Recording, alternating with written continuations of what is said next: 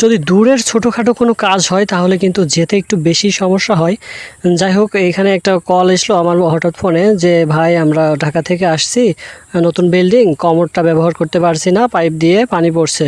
So এসে দেখি যে অবস্থাটা খুবই খারাপ, কমোডটা অনেক খোঁজাখুঁজির পরে কমোডটা খুলেই দেখি অবস্থাটা খারাপ। এখানে যে পুটিং দিয়েছিল পুটিংটা কিন্তু সরে গিয়েছে এবং নিচে কোনো ঢালাই, পাইপে কোনো ছাপট নাই।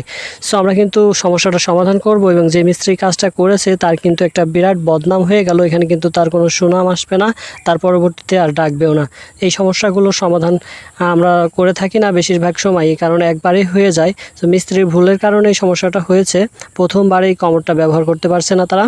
সো আমরা কিন্তু এবার সুন্দর করে পট পুটিং দিয়ে নিচে ক্লাম মেরে এবং ঢালাই দিয়ে সুন্দরভাবে কমোডটা আবার ফের পরবর্তীতে বসিয়ে দিব। সো এই সমস্যাগুলোর সমাধানের একটু বেশি কষ্টসাধ্য যদি কাজটা অনেক দূরের হয়। যাই হোক, আপনারা কিন্তু আমাদের সাথে যোগাযোগ করতে পারেন। আমরা 24 ঘন্টা সার্ভিস দিয়ে থাকি। ইলেকট্রিক এবং পানির লাইনের যে কোনো সমস্যায় আমাদের স্ক্রিনে দেওয়া নাম্বারে আপনারা যোগাযোগ করতে পারেন। আমরা কিন্তু সুন্দরভাবে গোছালোভাবে কোনো সমস্যা ঝুটঝামেলা ছাড়াই কাজ করে থাকি।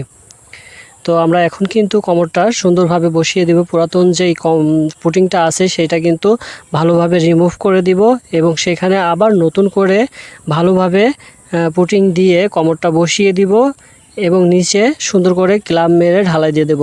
পরবর্তীতে অন্তত 10-15 বছর আর কোনো সমস্যা এখান থেকে গ্রাহক পাবে না আশা করা যায় ইনশাল্লাহ।